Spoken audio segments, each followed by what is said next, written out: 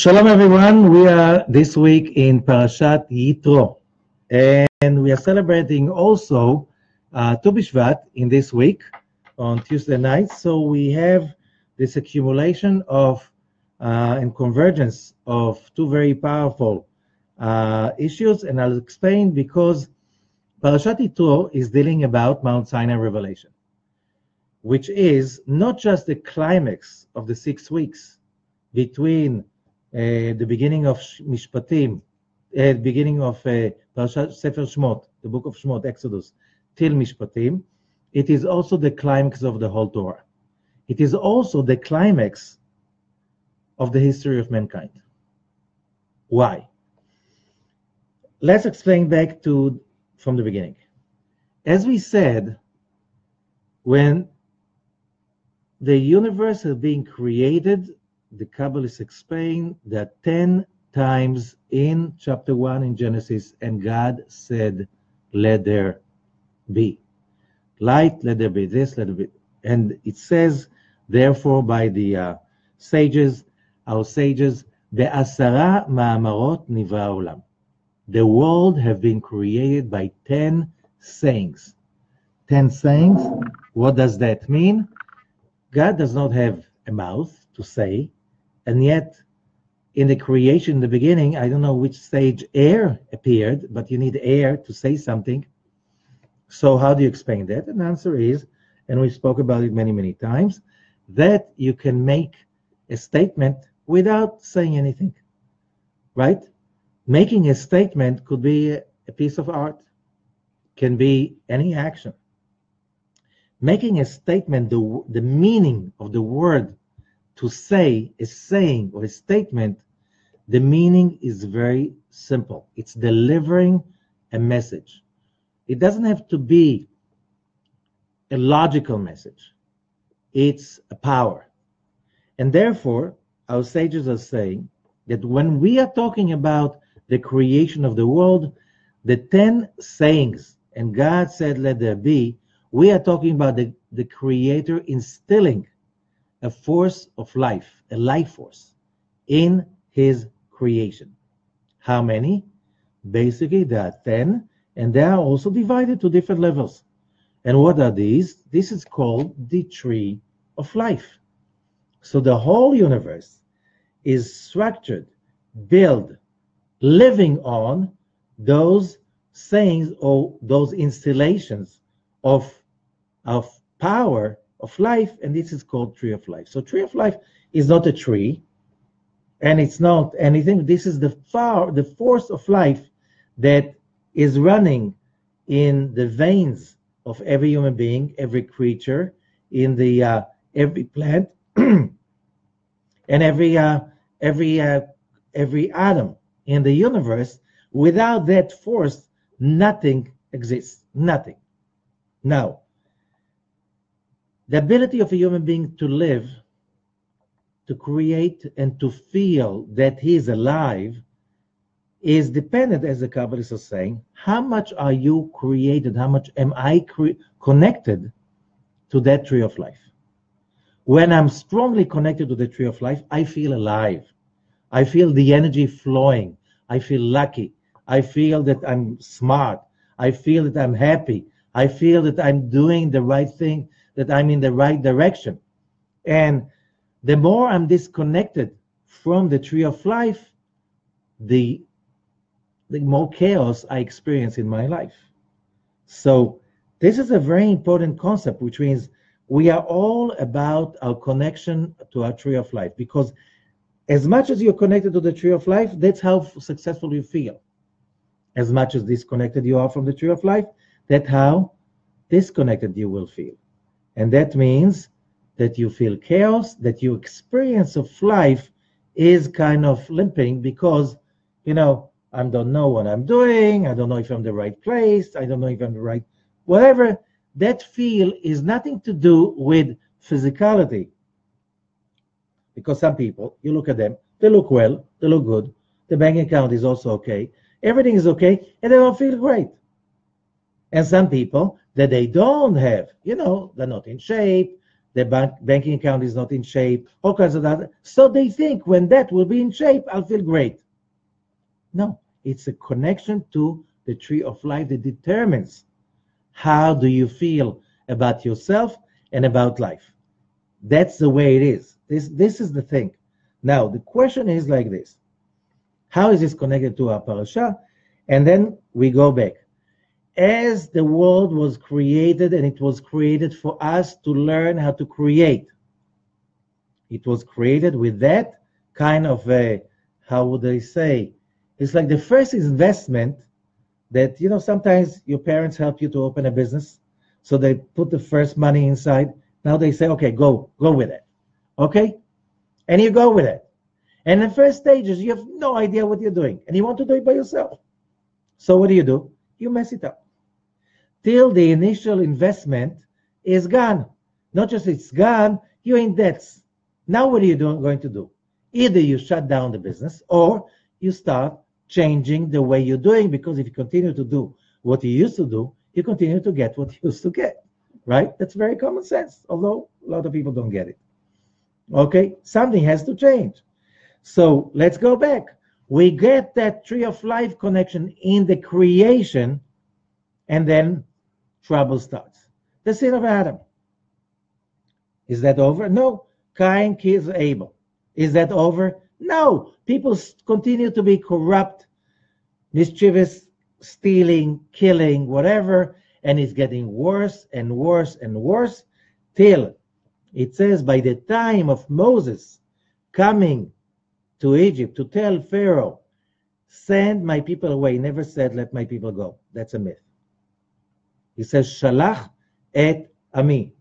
Send my people away. Doesn't say, let my people go. Let my people go. Okay, if they want to go, let them go. No, send my people away. Shalach, which is active. Why is that important? We'll see. But in that moment, many sages explain, it says in the Zohar, if the Israelites would stay in Egypt another hour, the whole world would have fallen apart, no hope. They had to get out, otherwise why? What's the whole thing about the whole world?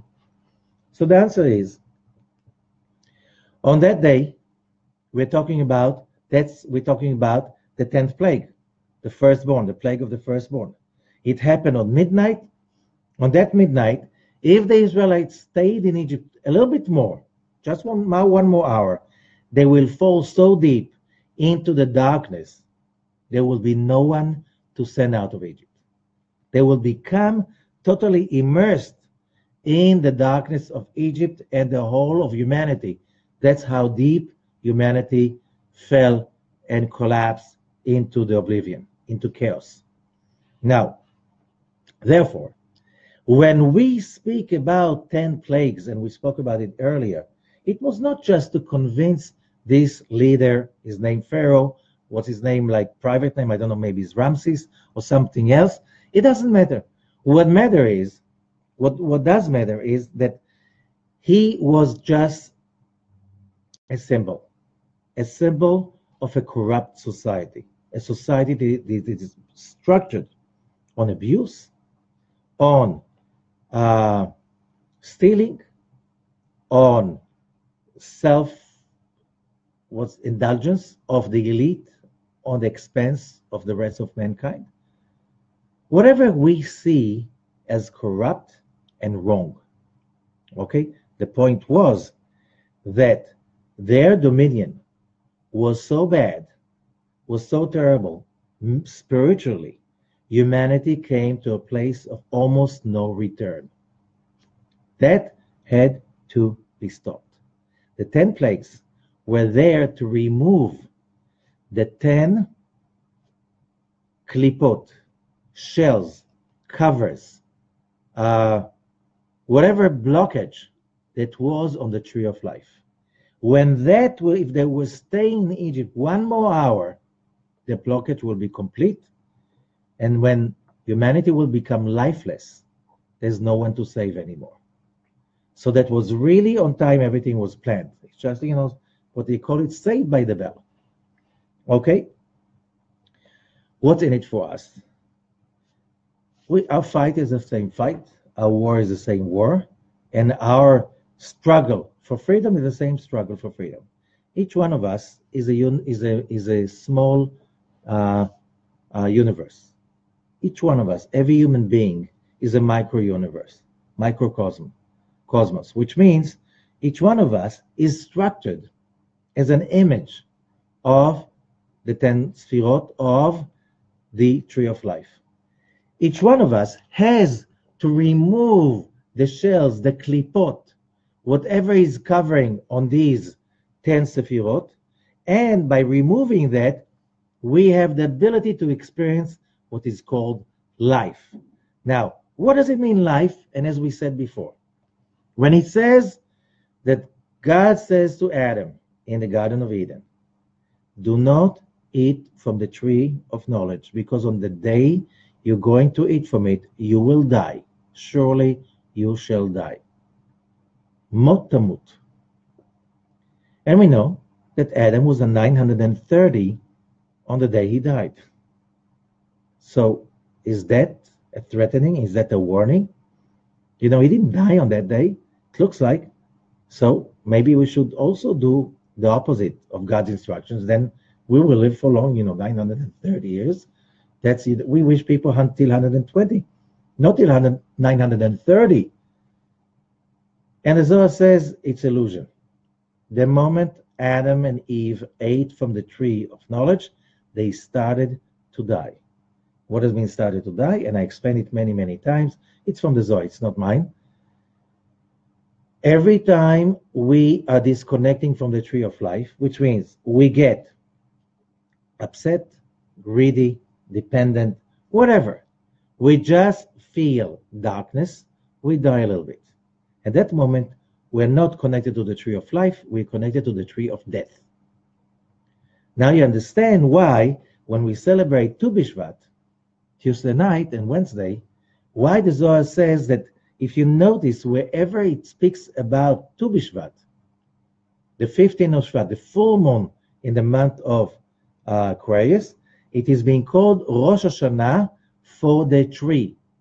Rosh Hashanah La'ilan, for the tree. Now, most Israelis call it Rosh Hashanah for the trees. It doesn't say so anywhere. It's just maybe 100 years ago when they started to have Hebrew kindergartens and they had to say, Rosh Hashanah for what? So for the tree, it didn't look like normal, so they made it for the trees.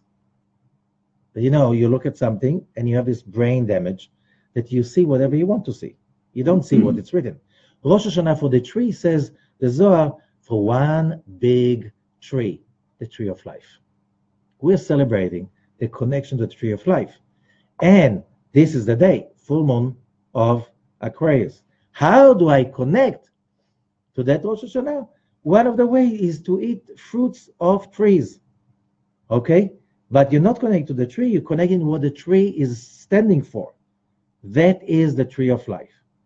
And when we read the parasha of Yitro, we are connecting to not to the 10 commandments, which is a myth. It does not say 10 commandments. It says Eser Dibrot. Remember what we said? In the creation, chapter 1 of Genesis, it says, and God said, let there be. So, Ba'asara Ma'amarot, our sages are saying, Nivra Olam. In 10 sayings, the world has been created. So, on what do we have on Mount Sinai? After 10 plagues, after the removal of the heaviest shells of negativity, of darkness, that are being accumulated on the tree of life by the chaotic behavior of humanity. The 10 plagues remove the essential part of the negativity. Now what was released?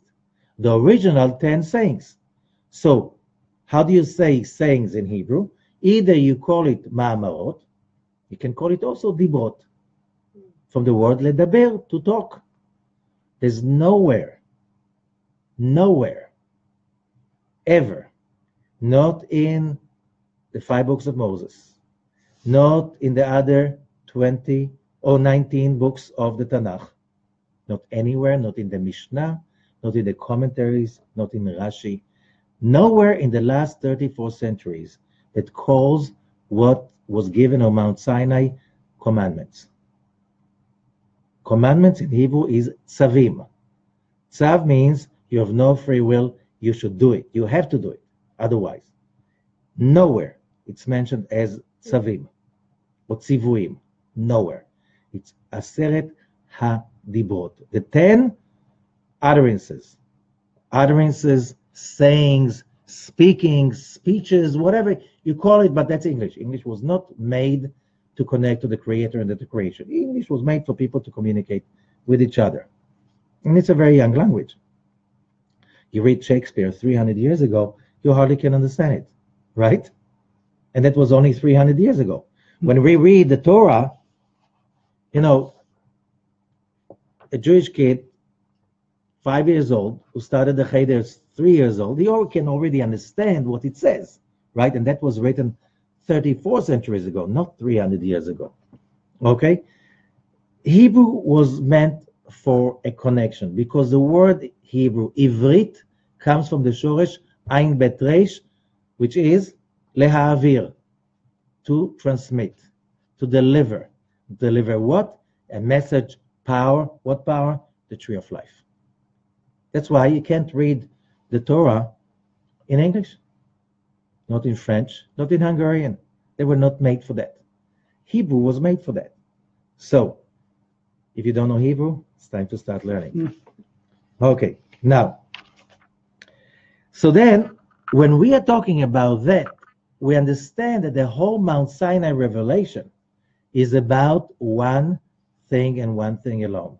It's about the release of all of this captive force of life that all of humanity was little by little disconnected for the millennia before, during the millennia before.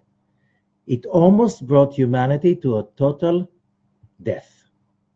So the deliverance, the exodus of Egypt was not just a local event in the history of the Egyptian nation and the Israelite nation. That event was crucial in the history of mankind, because when those forces of the tree of life had been released again, humanity had come to its peak, but it needed to wait for 7 more weeks.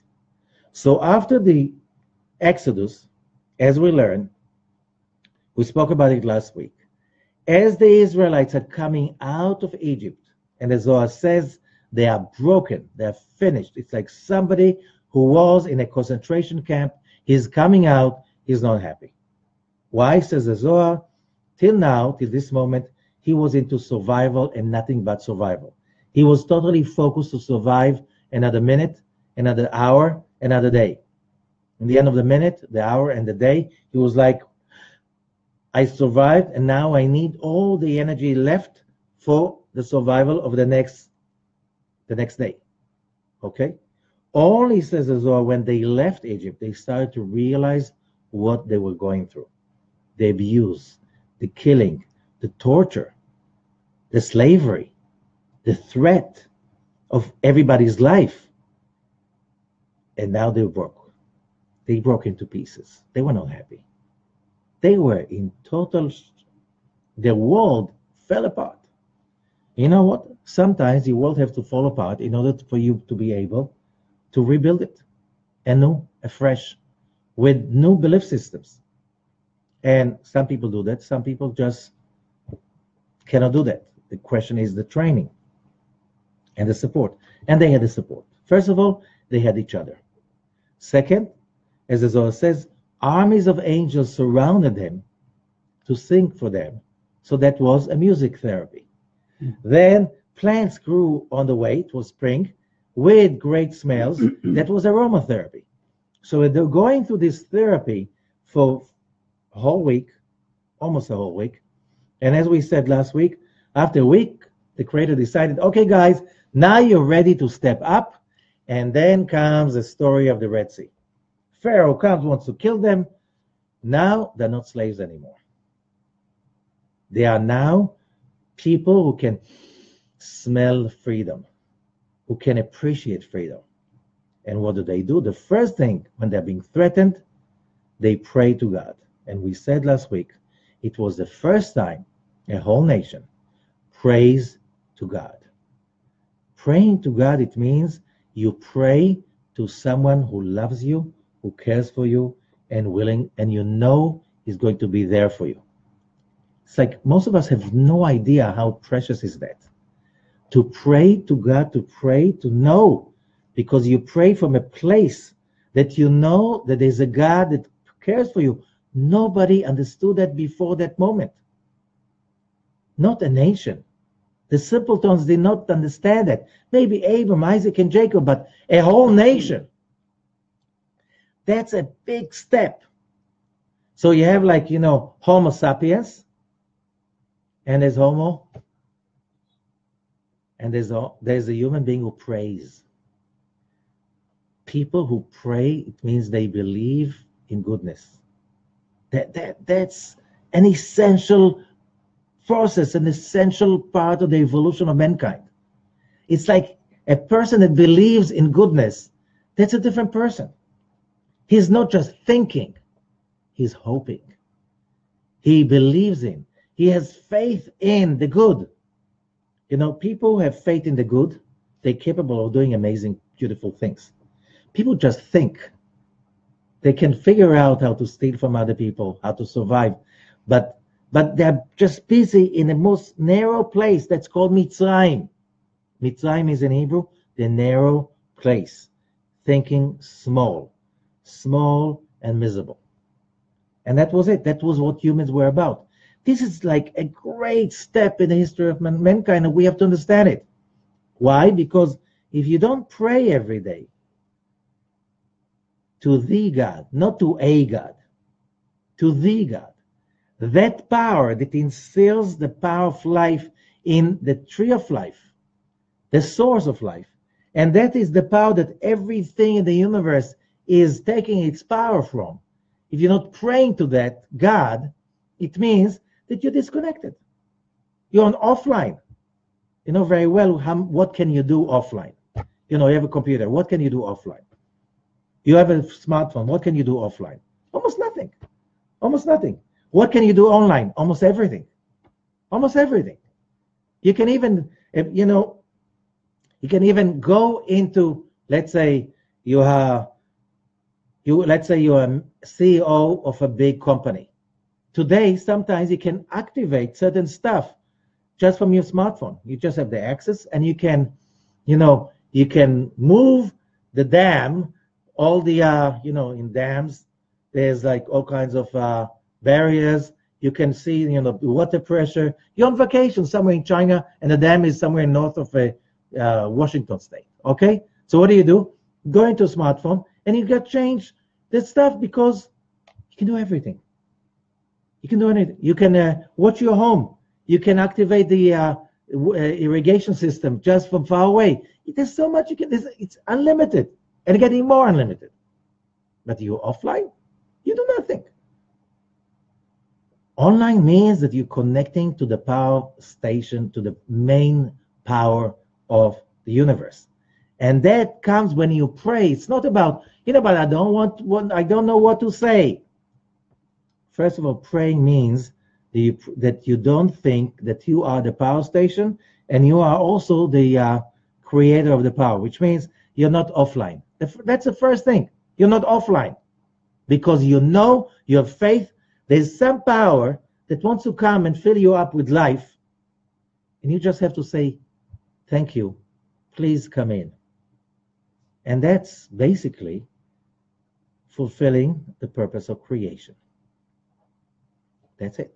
Fulfilling the purpose of creation. What's the purpose of creation?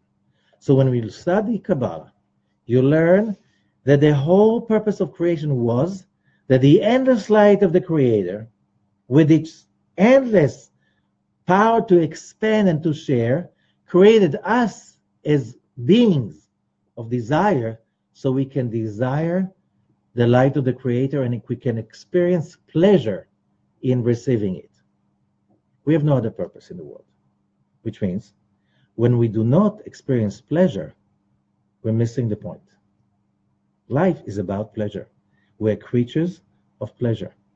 Now the question is, how do you experience the pleasure? And that's where Rav Ashlag is coming in to give us this amazing secret. What's the difference between one pleasure to another? Because the Zohar says pleasure in Hebrew is oneg. Oneg, Ein, Nun, Gimel. However, if you don't get the idea properly, pleasure becomes nega. Nega is it's a disease. How could pleasure become into a disease? You know very well. You eat too much chocolate, you can get diabetes, right? You eat too much fatty stuff, you can get high cholesterol and stuff. Or more than that, when you just let your brain and your heart be on a wavelength so off the tree of life, of negativity, then your body falls apart. Okay? So that pleasure, you think you have some pleasure in hating somebody, being upset about somebody, being right about something and make others wrong. That turns into nega instead of pleasure. So what's the difference? So Rav Ashlag, with his genius way to take something that is so profound and make it simple. This is very simple. When you become a vessel, you're aware of it, that you become a vessel of pleasure just because you can receive in order to share. You take the pleasure so you can share with other people. And then we share with the universe. Then you share with the Creator because you receive the pleasure, not just for yourself, but in order to share pleasure with others. In that moment, you connect to the endless. The source of all pleasure is the endless. You know, Kabbalists don't call the Creator God or something like this. They call, or Hashem, they call him the endless. Okay? Because that's the source of all life, all forms of life, all power of life, of the tree of life. How do you tap into it? You have to turn end to endless, finite to infinite. When you receive for yourself alone, sooner or later that will become from pleasure to a plague, from oneg to nega. That's a secret. When you receive in order to share, the pleasure, the more you receive, the more capable you are to receive even more. Why? Because you expand your vessel as you continue receiving in order to give. Then if you're a doctor, you'll have better ability to help other people and better ability to feel good and powerful about your own professionality. If you are a mother, you'll be able to be a better mother. If you're a friend, you'll be able to be a better friend. It's whatever you do. And what does it mean? You can experience pleasure in the higher and higher level, because when you function properly and you feel the life force of the Creator flowing through you, then you feel pleasure. Now, when you pray to God, to the God that the Israelites are praying to on the Red Sea, that's an essential condition, because you believe that God wants you to feel pleasure, to feel good. He doesn't want you to be oppressed. He doesn't want you to be killed. He doesn't want you to... That's the first thing. You don't pray to someone who wants to kill you, right? You don't really pray. If you pray, that's an idol worshiping. You try to appease. The difference between praying and appeasing. You understand what I'm saying? Appeasing is like, oh God, don't hurt me, I'll do anything. What do you mean you want me to do? I'll give charity. Okay, I'll be nicer. I'll make, I'll observe more mitzvot. I'll do this. I'll give you a present. I'll give charity. That's appeasement. That's not prayer. You pray to someone you really trust. That's a real prayer. You're praying because you want to attach, to adhere to something that is good. That's a prayer. Okay?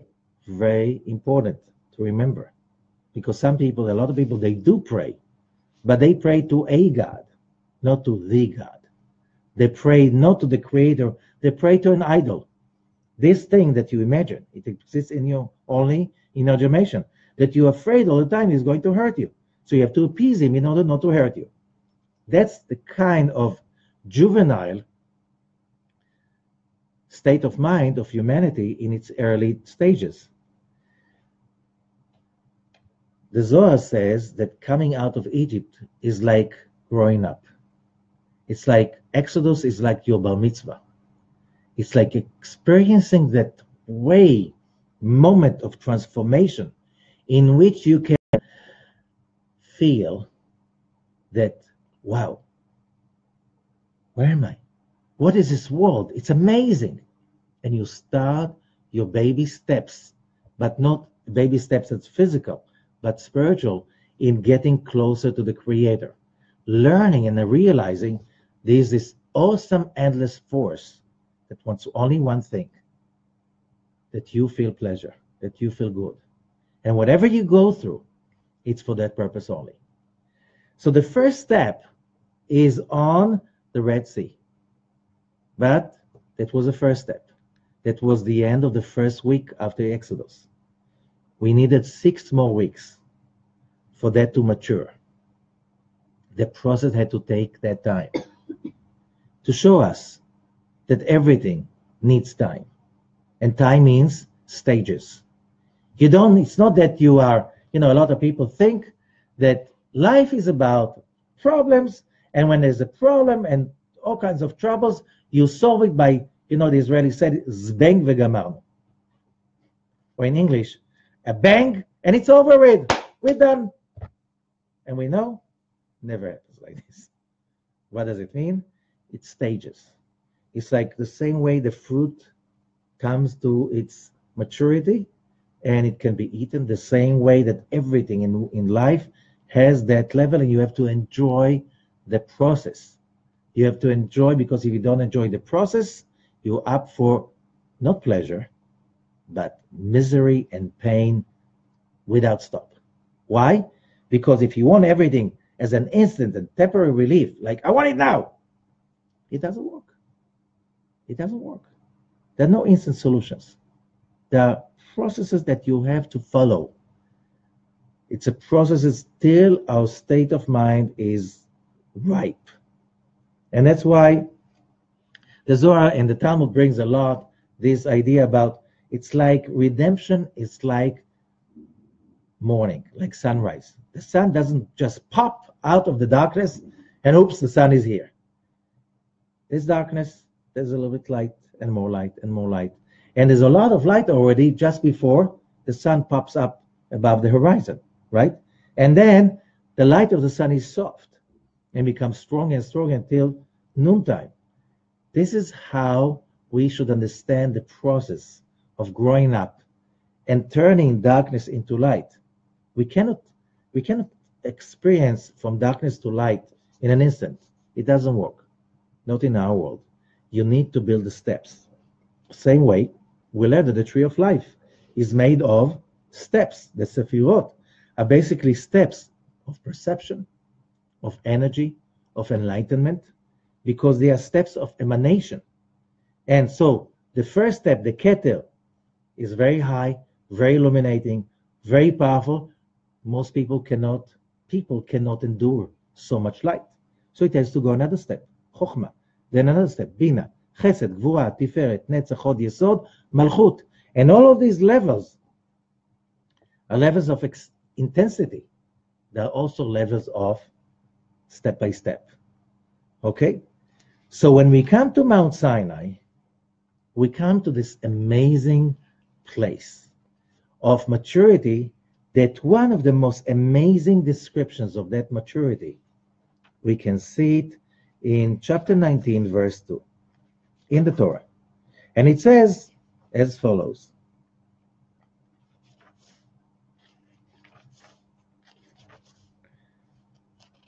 Chapter 19, verse 1. B'chodesh hashlishi, on the 3rd month, letzet bnei Yisrael meret Mitzrayim, for the exodus of the children of Israel from the land of Egypt. Bayom hazeh ba'u midbar Sinai, on that day, they came to the desert, the Sinai desert. What?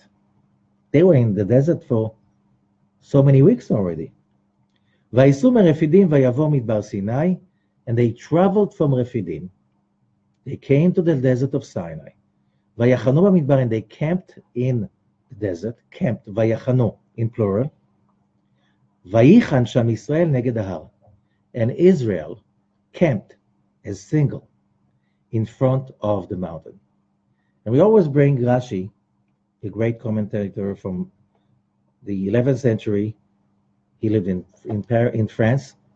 And he says, and Rashi is saying, what does it mean, Vayichan sham Israel? And Israel camped as one person over there, because in plural, it said before, Vayachanu. That's how you say for a multitude of people camping. But when you say Vayichan, you mean one person. How come you change the verb? And the answer is, Ke'ish echad, like one person, Belev echad, one heart. How do you take a whole nation of slaves and tear them in 7 weeks to one person, one nation? It's not one, it's as one, Ke'ish, as one person, as one slave, one heart. Well, how do you do that? You know how slaves are. When something goes wrong, you're always looking for somebody to blame. Another slave, he did it, he started, right? You never take responsibility. Or you blame the boss. You gave me the wrong instructions, right? You know how that? You give somebody instructions and you know they're going to mess it up within 2 minutes. What did I tell you to do? You told me to do this and this and this. Isn't that what I told you? Sometimes you have to give the instructions like so detailed because people are going to corrupt the instructions because they always look for the easy way out of taking responsibility. That's a slave mentality. While an independent person's mentality, he will do that. How? He'll find a way. If he doesn't know how to, he'll come to you again. Look, boss, I tried this way, I tried this way, I tried all. It doesn't work. Can you make it more clear what you want to be done? Right? You know that he is not going to leave it undone. But the slave mentality, you come to him after 2 weeks, the project has to take 2 weeks, and he's like, after 2 hours, it didn't work anymore, so I just didn't do anything. So why didn't you come to me? No, you gave me wrong instructions. So why didn't you come to me? Right? Because a person who is independent takes responsibility. He will deliver. A person who's a slave will just looking for excuses why not to do it. So we all know there are hours in a day that we behave like slaves, and the hours of the day we behave like masters, right? There are moments in our lives that we are this way or that way. And there are moments we feel pleasure, and there are moments we feel infliction, negativity, nega. It depends to our state of mind. And it's not zbang v'gamarnu, one bang and it's over with. There are levels and stages, and in some issues, you already conquer and create that place of total independence and responsibility. And there are some aspects in our lives that we know we are still a way to go and a way to work. But here what's important is that as we are there as one person, and the question is, how do you take a bunch of slaves and make them one person? Every leader around the world will give everything he has, I think, just for that secret. Because when you get people to be one, you can do everything. You can do anything. The Zohar says, in the end of Parashat Noach, the Zohar explanation of Parashat Noach, and the Zohar says, when there's a group of people and they are united in one language and one heart, they are capable of doing everything. Nothing can stop them. Even if they go against God. And if they go with God, and they know Hebrew, they can do anything. Everything is possible. The sky is not even a limit. It's beyond the sky. Okay? So how do you get people to do that? That's what's important. And now, we have to understand what does it mean. Because that power of all of Israel is one nation and one heart. That explains the Zohar, brings the next issue. And then it says that when they were there standing on the mount, having that state of mind, then the sound of the shofar got stronger and stronger and stronger. And then God started to talk. Did God really start to talk? And the Zohar says no. It's not that God started to talk. We started to hear him talking. Why? We were ready. God did not wait for us on Mount Sinai. He's like, okay, the sin of Adam happened. We need now about 2,000 years till that is going to be, just made it 2,500 years, maybe less. Let's see. And then he's waiting. Okay. Like God is this big producer, bigger than Cecil B. DeMille or Spielberg, like producing this huge show, this audiovisual show, millions of people on Mount Sinai with all of this amazing stuff that mankind did not forget till now, right? Is that what we're talking about? No. The show has been created in the creation. The moment we were one, it's like pushing the button and the show started to play. What started to play? That tree of life that was suppressed, covered, disappeared for so many centuries, forgotten, has revealed itself again. How did it reveal itself? Now we have the magical words of the Zohar. We didn't answer the question yet, how do you get it to happen? Okay, I didn't forget. I'm not trying to change the subject. Okay, stay with me. So, the Zohar says as follows. This is something I have to say every year, and maybe sometimes a year, because this is the most one of the most inspiring part of the Zohar. It's in the Zohar, Perush HaSulam, Rabbi Shlag's commentary, on Parshat Yitro, verse 342. And it says as follows. אמר רבי שמעון, כתוב וידבר אלוקים את כל הדברים. And God spoke all of these words or sayings. And it says וידבר, the difference between a saying and the אמירה, דיבור, says the difference is that אמירה you can have a statement, and דיבור is an announcement. So it's 10 announcements, like loud and clear to all of mankind. And what it was that? להכריז הדברים, to announce it, big and loud. שלמדנו, as we learned, בשעה שהקדוש ברוך הוא התגלה והתחיל לדבר, as the voice of the Creator has been revealed and started to talk, to announce, העליונים והתחתונים התחלחלו. The upper worlds and the lower world shook up. They were shaking, shivering. נתחלחלו. ויצאו נשמות ישראל, and the souls of Israel left their bodies. So the whole Mount Sinai revelation was an out-of-body experience. How do you know? See it. ולמדנו. מילה היא, now it becomes visual. It says, in the Torah itself, it says, ויראו את הקולות, and they saw the voices. How can you see voices? When you're in a body, you cannot see voices. Only when you're in an out-of-body experience. How? ולמדנו. Now it becomes visual. מילה היא הייתה פורחת מלמעלה למטה. Just imagine how a word will come from above, flying in the air, and everybody will see the word. Okay? Coming from above to below. Then the word has been engraved to the four sides in the directions of the creation itself. Okay? This is nothing physical visualization. Right? This is out of body experience.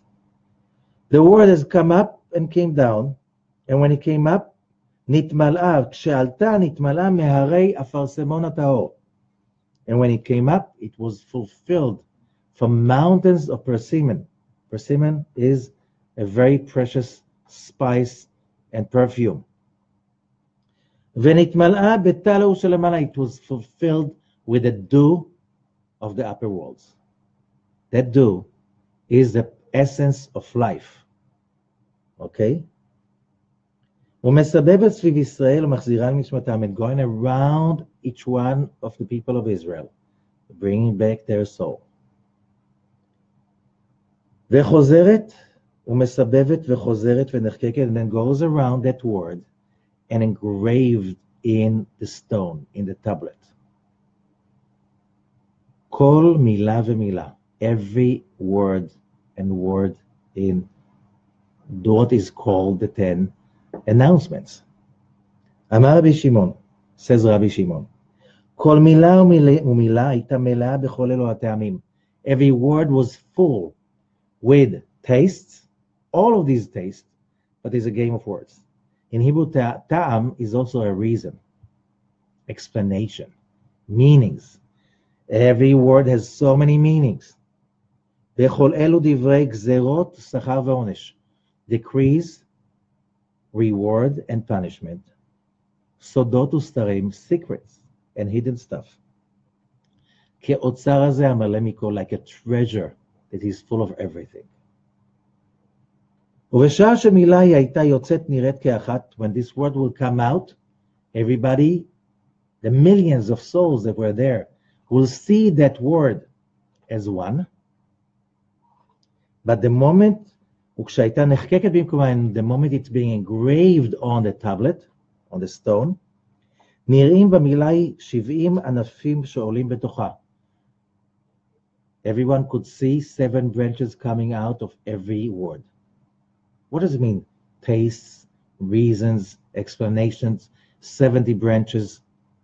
There's a saying that there's 70 panim laTorah, 70 faces to the Torah, which means every verse, every law, every story has 70 different ways to explain it, all of them true. So as the word was engraved in the stone, everyone over there in that experience could see all 70 explanations in every word. You cannot see it with physical eyes. You cannot understand it with a physical brain, right? It's a soul perception.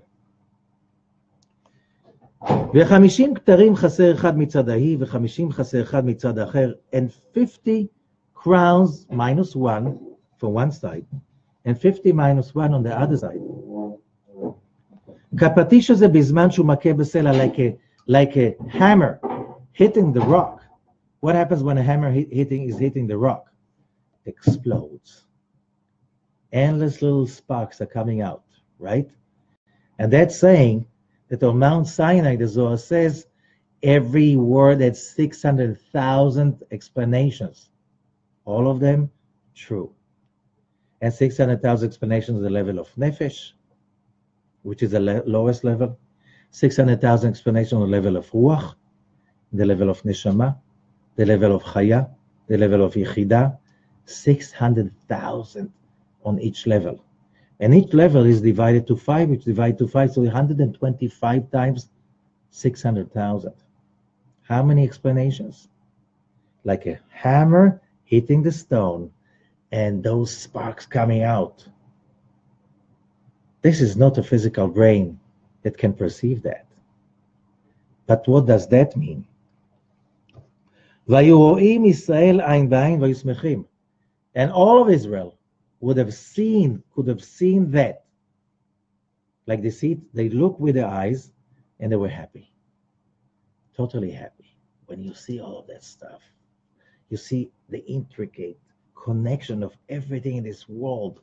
It's like physics and biology and ecology and astronomy and relationship and what creates what and how things happen. Everything was at once. It's like seeing the whole kishkes of the universe. All the in programming, seeing the whole matrix and understanding it at once. Wow. וכל הדורות, it's verse 346. וכל הדורות שאחריהם, and all the generations that after them, כולם נזדמו שם, which means all the generations from Mount Sinai till the end of history of mankind, everybody was there. It was just souls, right? וכולם קיבלו התורה בהר סיני. All of them, all of us, received the Torah on Mount Sinai. שכתוב, as it says, כי את אשר ישנו פה עמנו היום, it's whoever is with us today with us, ואת אשר איננו פה עמנו היום, and whoever is not with us today. That's all of them are today with us. You think they're not, everybody's here. וכולם היו כל אחד וחי קראו לו, and each one got whatever they could take. וכולם רואים ומקבלים הדברים, and all of them, all of us, seeing and accepting.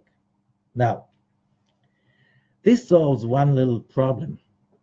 The question is, why did it say, Na'aseh v'nishma? We'll do and we'll listen. And the Talmud is saying, Kafar alem har kegigit, that when God offered us the Torah, we said, what's in it? Let's think about it. We'll discuss it. I had to discuss it with my wife before I say yes. That's the way the story is done. And it says that God took Mount Sinai, held it above our heads, and he said, if you receive the Torah, you say yes. Beautiful. If not, I drop it, and that will become your grave. So immediately we said, Na'aseh v'nishma, whatever you do, you say we will do. Because the Talmud has a problem. How many Jews do you know? You come to them with, let's do this and this, and he doesn't ask you 1,000 questions after that. How many will say, okay, whatever you do, you say, let's do it? There's no way. So the Talmud, 2,000 years ago, had a problem with that. That was a whole nation of Jews. There's no way. We said, Na'aseh v'nishma. We'll do and we'll listen. The only way to understand is with this story with a mountain. But that story is for kids. The real story is what you just read. When you are out of your body and you see all of this, what I just explained, do you have any free will? No free will whatsoever. Who would be crazy to steal? Who would be crazy to kill? Who would be crazy not to honor his parents? Who will be crazy to destroy his life by taking another God? But who would be crazy? So of course, the problem is we were out of our body. The moment you come back to your body, you know what happens? You start to get a brain. And what do you have a brain for? To be confused. I don't know if I saw it. Maybe I saw it, but it was not. It meant to be. It didn't mean to be. It meant this way. It meant that way. Your brain has this ability that you see everything. Everything is so clear, as you said. You come to your boss. You ask him what to do. He tells you what to do. Everything is so clear. And then on the way back to your desk, you're already getting confused. What happened? You start to mess yourself up. We know we are very good in messing ourselves up. Now, the question is again, remember, how do you get people to come to that place of oneness on one hand? And how do you deal with all this confusion that comes with the territory of a body? Being in a physical world, it's confusing. So for that, we need to go back to the beginning of the parasha, where we are asking the question, how come such a powerful parasha, which means the moment that happened, all of this awesome power of creation, the tree of life, are being released. Do you know what does it mean, released? It means unconditional pleasure always. That means no death anymore because there's no chaos. It means the moment you see the world this way, you can never mess up yourself, which we are so good at. You never get confused. And that means nothing can let you down because you know how everything works. Nothing can get you upset. And that's what the Zohar was saying. The moment Adam sinned, he started to die at that moment. Since that moment, he started to be insulted, got afraid, got upset, got confused, chaotic, fought with his wife, fought with himself, whatever. Got scared from a stone, from a mountain, from a lion, or whatever. And he started to die. Because the Zohar says every time we get upset, we disconnect from the tree of life. Every time we get angry, we get disconnected from the tree of life. Every time we're busy being miserable, being a victim, that we disconnect from the tree of life. In that moment, we're not connected anymore. In that moment, you die a little bit more. So it's like collecting death points. And when a person gets enough death points, he dies physically. It's over. So here Mount Sinai was about how the direction that was given on Mount Sinai, how to connect always 24/7 to the tree of life, which means how humanity can stop dying. There's nothing in the book, which is called the Torah, but that. Instructions how to stop dying. That's why it says, Etz Chaim lemachzikim ba. It's a tree of life for the ones who hold on to it. So how do you do that? As that will answer the question, how do you call a parasha with such magnitude? Which means we achieved that moment of immortality. We lost it with the golden calf. And since that moment, whatever we do as humans is to retrieve that experience of Mount Sinai, of immense, endless wisdom and endless pleasure of life, bursting unconditional life without any limitation, experiencing the tree of life. Whatever we're looking for is we're looking again for that taste, for that fear. That's why people are running for the fountain of youth, the holy goblet, the blah, blah, blah, holy grail, whatever you call it. People give it different names in different eras. It's one thing, reconnecting to the tree of life. That's one thing. Whatever you name you want to give it, doesn't matter. Anti-aging, what? This is what we want. This is what we want. How do you get it? And why you call the parasha like this? Yitro was an idol worshiper. Oh, he was Moses' father-in-law. You want to give him some kavod? Want to give him some respect? You can do some other stuff. You can make a big party. You can give him an award. Maybe a little statue, whatever, to make him excited. But give him a parasha, that parasha, this parasha, the parasha of the whole Torah. Everything what the Torah is about is in this parasha. And it's only 72 verses. Why 72? That gives you a hint. You want to get to that place, scanning, meditating on the 72 names and the consciousness behind the 72 names. That's a tool to reach that place of immortality. Now, by the way, I'll repeat something I say all the time. How do you know you achieved immortality? Methuselah, he achieved the age of 960. You know what happened? Everybody made him a big party. They had a big cake. Can you imagine 960 candles? How hot it was. Okay? Everybody went home, left a present, and then he dropped dead. How old should you be to know that you're immortal? Okay? Because the moment you're afraid you're going to die any moment, you're already dying. And the answer is, when you really connect to the tree of life in a way that something happens and it's supposed to make you upset, and you look at it, it's like, I'm not getting upset about it. My life is amazing. And then something wants to insult you or to disturb, and you don't get insulted, no, you don't get disturbed. You know what? You had a moment of immortality. If it took an hour, you have an hour of immortality. If it was a whole day, wow, that was a day of immortality. Let's work for the next day.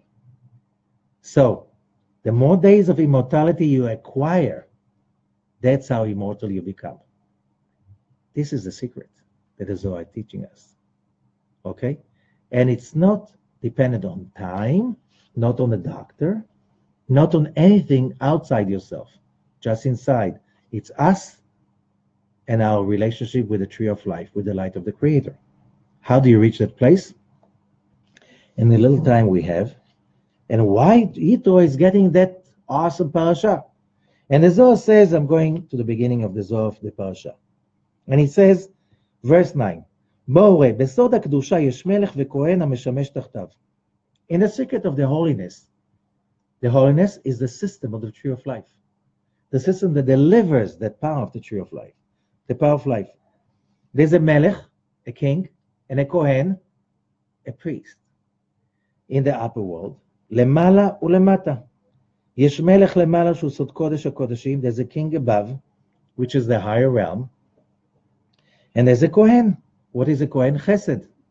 Chesed means loving kindness that serves the purpose of the king. Okay? So there's a king above, there's a king below. Now, but in order for us to have free will, זה כנגד זה ברא אותם. The Creator created them one in front of another like a mirror image. The same way there's a king and a kohen in the holy system, in the Kedusha, there's a king and a kohen in the dark system, in the Sitra Achra. Who is the king? Pharaoh. Who is the kohen? Yitro. Jethro. He was the priest of all possible idol worshipping possible. There is. Okay? סוד הדבר, בשעה, and the secret of that, בשעה שמלך הזה והכהן הזה דסתרא אחרא נכנעים ונשברים, אז כל צדדים אחרים נכנעים מודים לו לקדוש ברוך הוא. When the king of the dark side, it's not somewhere else, inside us, the dark side of myself, is surrendering to the light and becomes thankful to the Creator, and the Kohen does it too, Yitro and Pharaoh, when they do become thankful for the Creator, as when it says, when the Israelites are leaving Egypt, Pharaoh standing on the way said, pray for me, because I want to bless God. Pray for me. When Yitro is coming and says, Baruch Hashem, blessed is the Creator for all the good He did with us. When that part of our personality confirms with the light, then you know what happens? You know what Pharaoh is? We said, Paro is the same letters as Hafra'ah, disturbance, destruction. When that part of our personality is moved away, you can see. And what do you see? You see that every person around you is your teammate. We all having the same goal, which is to connect to the light. We all marching on the same path, the path to the light. Some on a faster lane, some on a slower lane, some on, side track, some on, but we're all in the same direction, the same system of roads going to the same direction. In that moment, when you see your teammate falling, you have one interest, which is to lift him up, because when you get there first, you have to wait for him. Or if you fall, he will lift you up, because that's what team is about. Then nobody annoys you, nobody upsets you. And when you're in this way, you look at people in such an awesome way. And that's when we learn the story about this convert coming to Hillel the elder. Teach me the whole Torah standing 1 foot, because there's so much to learn. How would I know I'm the right direction? And he says, love others as you love yourself. Which means, how do you know you're getting you're on the right direction? Because whatever you're doing is right, is when your king and priest of darkness allow you, the destruction moves away, and you start to see people as your teammates. You love them because we are one. And that's what it says. And they came to the Mount Sinai, Ke'ish echad, like one person, belev echad, one heart. When you realize all of us have the same goal. And that means if somebody is making a mistake, when somebody comes to me and tries to hurt me, he's making a mistake. And it's like, no, you're doing a mistake. It's like, hurting me is not going to help you. Let's think about how you get what you want. What do you want? You want to be happy. You want to be successful. I'll help you with that. You don't get insulted. Don't get hurt. Don't get uh, threatened when you are with the tree of life. What makes us see other people as our enemies? Only Pharaoh and Yitro. When both turn into that place that they're all thankful to the Creator, miracles happen. Then you see the tree of life everywhere. You see it in the table. You see it in science. You see it in religion. You see it in a prayer. You see it everywhere in every person. You see the tree of life. Then there's no way you can steal from someone. There's no way you want to kill anyone. There's no way you're disrespectful for anyone. There's no way you're going to do something that is against the Torah. Why? It's not a free will. This is life. It's all about connecting to life. Simple. That's why the sages said, when you behave against the Torah, it's only insanity. There's no way. You're insane. So to conclude, the question is, how do we do that? And Rav Ashlag says, our Pharaoh and high priest of the darkness are very powerful. The only way you bring them into be thankful to the Creator is by, one thing is get them always tired. How? Every time you have an opportunity to do something for somebody else, you have to do it with so much power, desire, and passion, being at service. Why? This is your opportunity to tire your Pharaoh and your dark priest. Every time, it doesn't matter what is it, if it's somebody, a stranger on the street, or somebody asks you for a service because that's your job. No, it's not your job. This is your job. The Creator put you in that position to serve mankind. If you do it with so much power till you tire your Pharaoh, he will allow you to be thankful. He will allow you, the high priest, also to be thankful all the time. The moment you feed them, but I have to rest, I have to do this, I have to rest, I shouldn't walk too hard because I'll be tired. I should be that. You're just feeding your dark side.